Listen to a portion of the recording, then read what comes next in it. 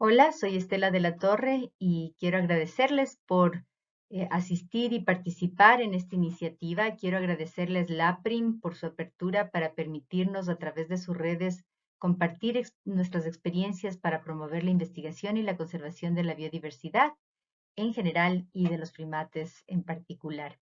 Y este fue un interés que Chuck Snowdon tuvo toda su vida y es en honor a él que estamos haciendo este foro.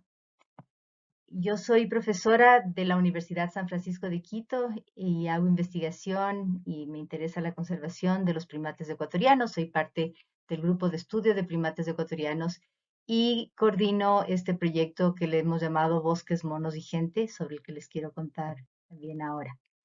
La razón por la que yo empecé a estudiar primates y en general empecé a estudiar biología fue porque a mí los sistemas vivos me parecen fascinantes, siempre me han parecido fascinantes y entre esos sistemas vivos obviamente todo lo que uno ve como paisajes, por ejemplo, me cautivaron siempre y entonces cuando entré a biología en primer año tuve la posibilidad de irme a un lugar como el que ustedes ven en la foto, en la Reserva de Producción Faunística Cuyabeno, en la Amazonía ecuatoriana, y ahí tuve mi primer encuentro con los primates.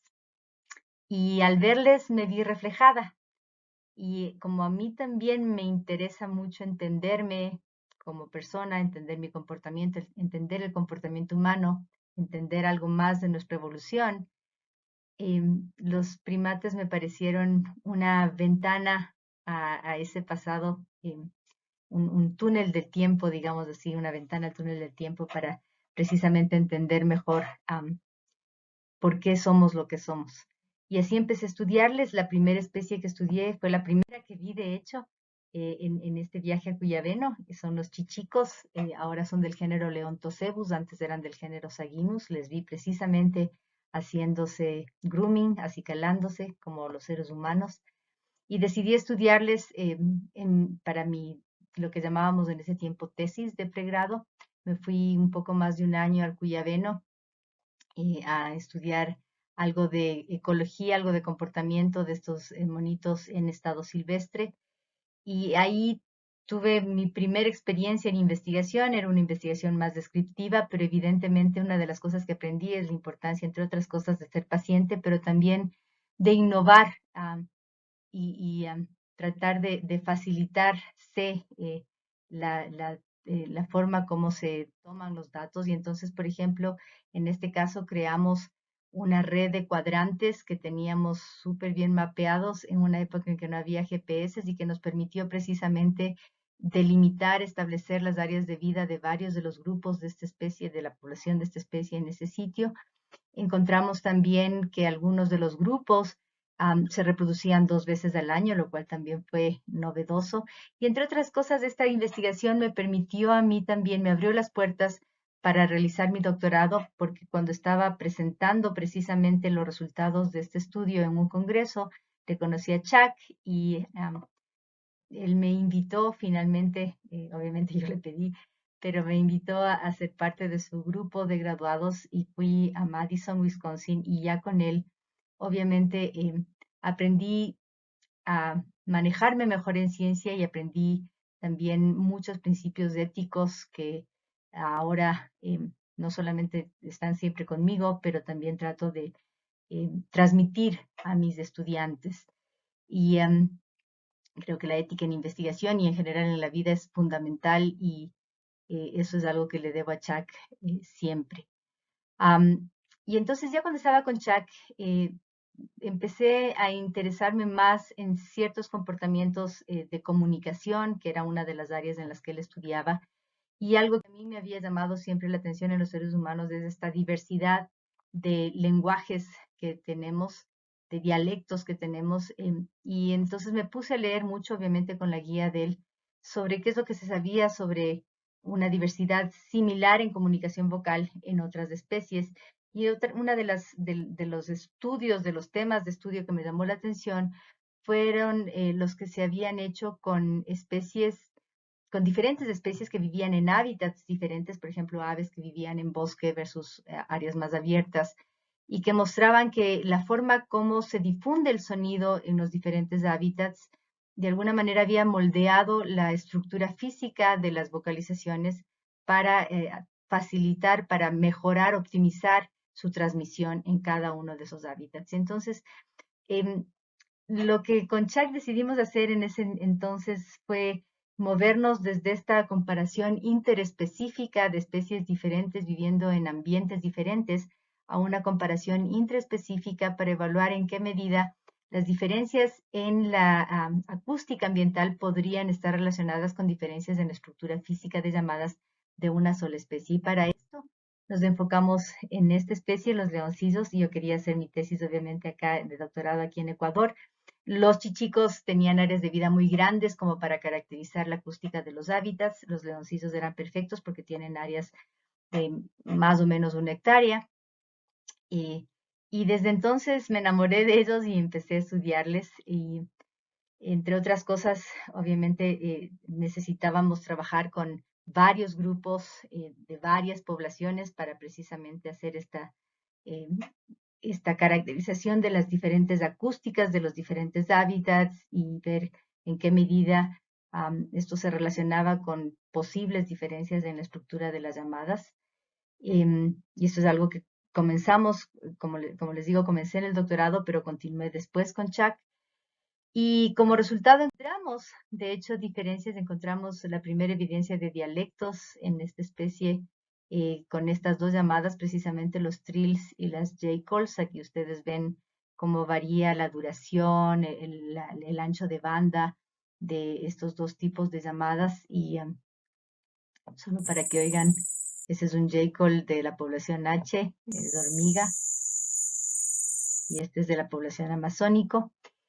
Y si bien algunas de estas diferencias tenían relación, podían explicarse con las características de cómo se transmitía el sonido con la acústica de los diferentes hábitats, no todas se explicaban así, y entonces nuestra intención era averiguar después en qué medida estas diferencias que no se explicaban por la acústica de los hábitats se podían explicar ya sea por aprendizaje o por deriva génica. Entonces empezamos a trabajar en dos líneas. La primera, obteniendo ADN de heces, porque en eso las metodologías no invasivas para mí siempre han sido una prioridad, tratar de que los animales se estresen y sean afectados lo menos posible por los investigadores. Creo que es importantísimo.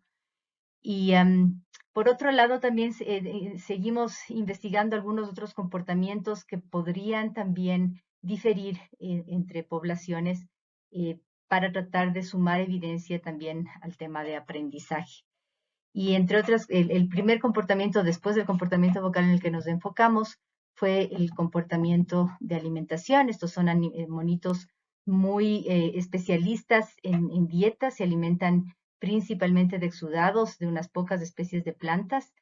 Y lo que encontramos es que en cada una de las poblaciones en las que trabajamos, en este caso 5 poblaciones, los monos tenían una especie de exudado preferida que no era la especie más común. Entonces, esto sumó un poco de evidencia también a la hipótesis de que las diferencias podrían deberse a aprendizaje. Después nos hemos enfocado también en diferencias, en tratar de establecer diferencias en comportamientos de cacería. También tenemos algo de evidencia de eso. Entre grupos hay diferencias, entre poblaciones también. Y de igual manera con comportamientos afiliativos, específicamente comportamientos de acicalamiento. Entonces, todo esto a nosotros nos hace, nos llevó a la conclusión de que estos animales tienen un componente de aprendizaje en sus comportamientos que es muy importante. Estos son evidencias de cultura en esta especie y obviamente evidencias de inteligencia. Por otro lado, en esta línea en la que empezamos a tratar de analizar las diferencias genéticas de las diferentes poblaciones, finalmente con la colaboración de colegas de la Universidad de Michigan en Ann Arbor y de Illinois en Urbana, encontramos que el río Napo separa a dos especies crípticas diferentes, pero lo que es interesante es que todos estos dialectos nosotros encontramos en poblaciones de una sola especie. Entonces, se mantiene am, este descubrimiento, si ustedes quieren, de que son animales que tienen cultura, que tienen una capacidad de aprendizaje muy grande, pero además de eso encontramos que había dos especies donde creíamos que antes había solo una. Em, y eso, como les digo, pudimos hacer gracias a que trabajamos en diferentes lugares, en diferentes sitios, y aquí ustedes pueden ver en relación con el Ecuador, estas son la mayoría de las poblaciones en las que hemos trabajado. Em, y lamentablemente, estoy ya trabajando con esta especie más de 20 años y en todo este tiempo lo que hemos ido viendo es que muchas de estas poblaciones han desaparecido. En muchos casos, porque ha habido deforestación, los hábitats se han perdido o se han degradado significativamente. En otros casos, no estamos seguros, son bosques todavía en buen estado, relativamente buen estado, pero las poblaciones en algunos casos han disminuido y se han extinguido totalmente, en otras quedan, como les digo, muy pocos individuos. Entonces esto me llevó desde el inicio y lamentablemente, como ven, no me ha ido bien porque seguimos perdiendo poblaciones, pero desde casi un inicio, desde hace más de 20 años, comenzamos con este proyecto Bosques, Monos y Gente, con el apoyo, como ven, de algunas organizaciones, de muchísima gente, de muchísimas comunidades, em, para precisamente tratar de educar y conservar, dando alternativas a la gente para evitar que los bosques se destruyan, que los monos estén afectados. Comenzamos con talleres de educación ambiental para niños, inicialmente en las comunidades cercanas a donde teníamos las poblaciones de los leoncillos. Después nos hemos movido por básicamente tanto la sierra como la costa del Ecuador, el occidente. Ahora estamos enfocados bastante en esta zona aquí de bosque seco en la frontera con Perú, en donde hay estas dos especies en las que estamos trabajando ahora, que están críticamente amenazados en Ecuador, el mono aullador de manto y el mono capuchino ecuatorial.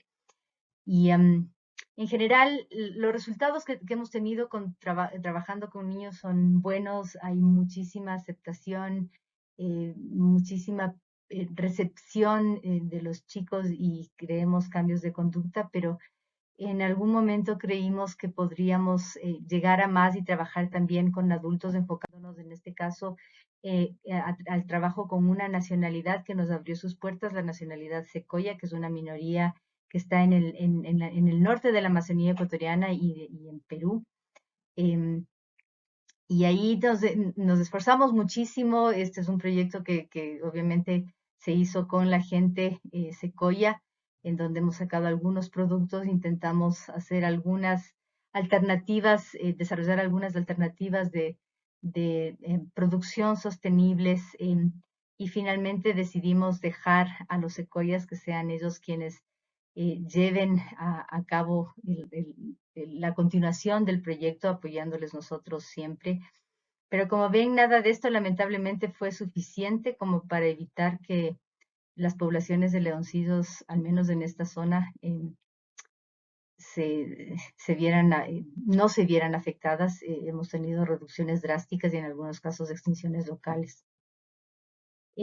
Pero seguimos intentando y entre otras cosas hemos buscado también llegar a otros públicos, en este caso estudiantes de colegios, de escuelas en ciudades como Quito, y en general en todo el país. Y entonces para esto, para tratar de precisamente llamar la atención sobre la importancia de conservar a los primates y a los bosques, primero organizamos este congreso de IPS y SLAPRIM en enero del 2022. Y en el mismo año, en noviembre, hicimos esta exposición de megadiversidad eh, en el país de los primates en la Universidad de San Francisco, a la que invitamos a estudiantes de escuelas y colegios de Quito. Y seguimos en estos esfuerzos siempre tratando mejorar, de ver en qué estamos fallando para tratar de llegar a más gente, de involucrar a más gente para eh, sensibilizarles y eventualmente ojalá lograr estos cambios de comportamiento que son tan necesarios para la conservación, no solo de los monos, de los monos no humanos, sino también de nosotros. Quiero dejarles con esta frase de Carl Sagan, em, porque yo creo que para mí esto es lo que más me ha marcado en la vida en general, no solamente em, en mi carrera, eh, en la primatología o en lo que trato de hacer en conservación. Yo creo que la ciencia nos ayuda precisamente a cumplir este círculo de evaluar nuestras acciones para precisamente mejorar y seguir adelante. Así sean pasos cortos, yo creo que la forma de ver el mundo que tiene la ciencia es importantísima, nos ayuda a ser humildes, a tener autocrítica para tratar, como digo, de buscar formas que nos ayuden a mejorar en todos los aspectos de nuestra vida. Y con esto les agradezco su atención. Si ustedes quieren conversar conmigo después sobre mi trabajo, lo que ustedes quieran hacer, si creen que les puedo apoyar, encantada. Y buenas noches.